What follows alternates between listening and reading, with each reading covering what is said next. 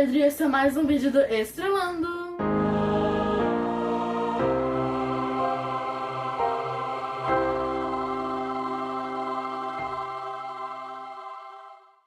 E Estrelando no quadro de hoje, a força do perdão.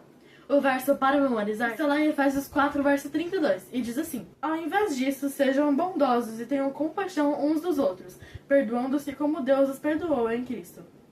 A mensagem central diz assim: porque Deus concedeu perdão a todos, devemos perdoar e respeitar uns aos outros. Algumas lições passadas, nós vimos estudando sobre a história de José. Nós soubemos que os irmãos não gostavam dele por ele ser o favorito do pai. Por isso o venderam para o Egito. Lá ele foi tentado pela esposa de Potifar e foi para a prisão. Depois da prisão, ele interpretou o sonho do faraó. E agora ele era uma posição a menos do que faraó. Agora nós vamos estudar um pouco do final da história de José. Nós todos sabemos a dificuldade que José teve de passar. Muitas vezes isso acontece na nossa vida também. Muitas vezes pensamos que as crises são sinais de que Deus nos abandonou. Mas a história de José nos ensina que a escassez pode ser o convite de Deus para uma restauração. Em Gênesis 42, o cenário é de desolação. A fome que assolava o Egito estendeu seus braços para Canaã. Jacó, o velho patriarca, observa seus filhos. O texto bíblico diz que eles olhavam uns para os outros. Havia paralisia. Havia o peso de um segredo guardado por 20 anos. No livro Os Escolhidos, da página 130 a 135, o livro descreve vividamente como o remorso era um hóspede silencioso naquela tenda. Toda vez que os irmãos olhavam para a túnica ensanguentada que usaram para enganar o pai, ou para o lugar vazio na mesa, a culpa os corroía. Jacó quebra esse silêncio com uma ordem prática. Ouvi que há trigo no Egito. Descei para lá. Mas observem o detalhe em Gênesis 42, verso 4. Benjamim não vai com os irmãos. Jacó ainda não confiava os 10 irmãos mais velhos. Ele temia que lhe sucedesse algum desastre. A ferida da perda de José ainda estava aberta, e o comentário bíblico Adventista do Sétimo Dia, na página 473, nos lembra que essa desconfiança de Jacó era um eco constante do pecado do passado dos irmãos. Eles saíram de Canaã não apenas como compradores de trigo, mas também como fugitivos de sua própria consciência. Ao chegarem no Egito, os irmãos se depararam com a magnitude do império. Eles são levados à presença do governador. Gênesis 42, verso 6 diz que eles se prostraram com o rosto em terra. Aqui o tempo para. Aqueles rostos no pó era o cumprimento exato dos sonhos que, anos atrás, despertaram o ódio e a inveja. José os reconhece imediatamente, mas eles não o reconhecem. José estava vestido como um egípcio. Ele falava através de intérpretes e exalava a autoridade de um príncipe. O comentário bíblico Adventista do Sétimo Dia, na página 473, traz uma observação fascinante. José não foi duro por vingança pessoal. Se ele quisesse mesmo vingança, ele teria aprendido ou executado eles ali mesmo. O rigor de José foi uma estratégia terapêutica. Ele precisava saber se o coração daqueles homens estava mudado. Ele os acusa de serem espiões. Mas por que José fez isso? Para os irmãos falarem sobre sua família. Na pressão do interrogatório, as defesas caem. Eles começam a confessar.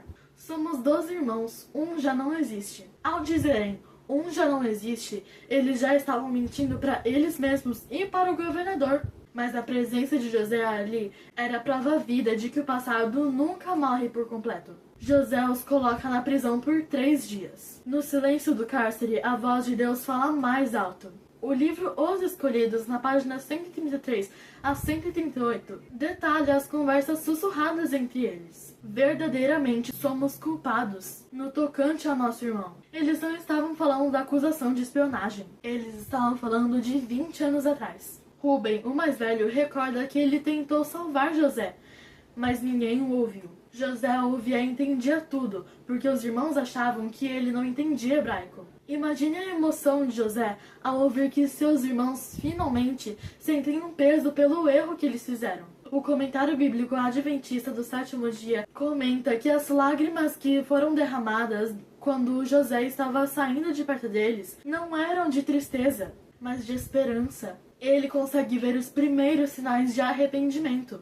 Ele retém Simeão, talvez por ter sido um dos mais cruéis na venda de José, e envia os outros de volta com trigo, mas com uma condição: tragam Benjamim. O teste estava subindo de nível. Eles precisariam provar para Jacó que eles não abandonariam outro irmão. A fome aperta novamente e o trigo acaba. A volta para o Egito em Gênesis 43 é carregada de agonia. Benjamim vai com a garantia pessoal de Judá. José os recebe com um banquete. E aqui a narrativa de Os Escolhidos foca na mesa. José serve porções 5 vezes maiores para Benjamim. Ele está testando o gatilho da inveja. Será que eles vão odiar o preferido de novo? José se pergunta. Mas eles comem e se alegram.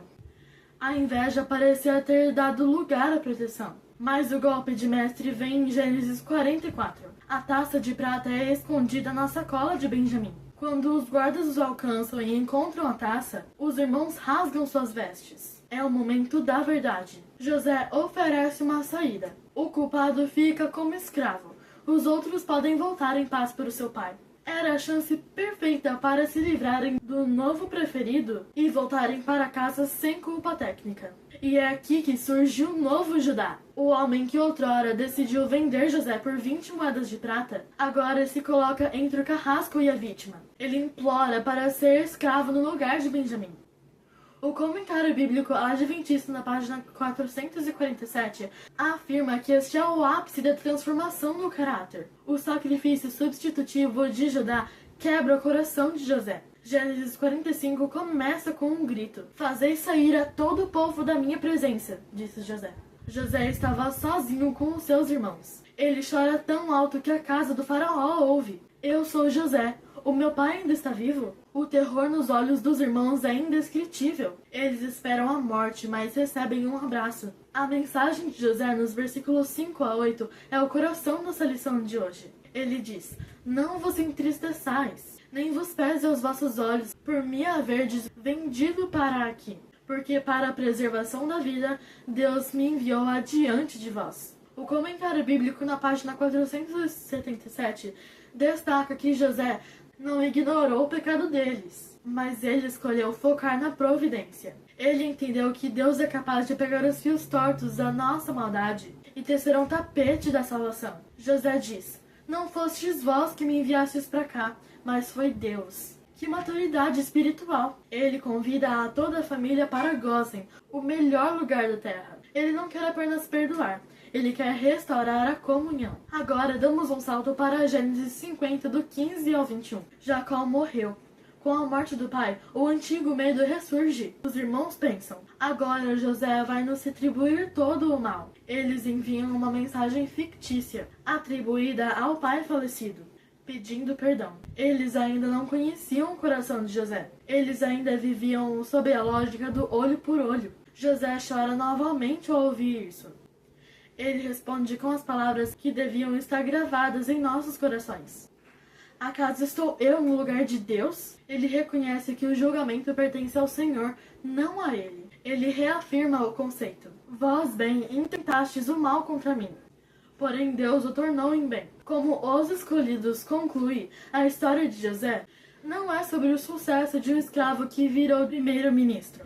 É sobre como Deus usa o sofrimento para forjar um salvador. José consolou seus irmãos e falou-lhes ao coração. Ele não apenas os perdoou, ele os sustentou. Se você estiver passando por um inverno de escassez, ou se o peso de um erro do passado ainda o persegue, olhe para José. O Deus que transforma o poço em palácio e o crime em salvação é o mesmo que está cuidando da sua história hoje. O mal que intentaram contra você, Deus pode tornar em bem. Confie na soberania daquele que escreve reto por linhas que nós mesmos entortamos. Quando vamos a Deus pedir-lhe misericórdia e bênçãos, devemos ter um espírito de amor e perdão em nosso coração. Como podemos orar, perdoar-nos nossas dívidas, assim como nós perdoamos a nossos devedores, se alimentarmos um espírito incapaz de perdoar? Se esperamos que nossas orações sejam ouvidas, devemos perdoar aos outros da mesma forma que esperamos ser perdoados. Caminho Cristo, página 61 e página 62. Que nós possamos essa semana perdoar as pessoas que fizeram algum mal pra gente e também confiar que aquele mesmo Deus que milhões de anos atrás tornou o poço em palácio e o crime na salvação pode tornar o seu erro em bem também. Vamos orar? Querido Deus, obrigado porque o teu plano é maior que as nossas crises. Assim como fizeste com José, transforma o mal que tentaram contra nós em um bem eterno. Ensina-nos a perdoar, a confiar na tua providência e a descansar na certeza de que tu estás no controle de cada detalhe da nossa história. Em nome de Jesus, amém. Se você gostou desse vídeo, não esqueça de dar o seu like, se inscrever no canal e ativar o sininho das notificações. E também compartilhar esse vídeo com todos os seus amigos, se você quiser que eles saibam disso também. Se você gostou do vídeo dos juvenis e quer ouvir mais um, volte na próxima semana, que terá mais um pra vocês. Se você tiver um pedido especial de oração, escreva aqui embaixo que nós estaremos orando por vocês. E também não se esqueça de nos seguir lá no Instagram, @deixarviraminho oficial. Tchau!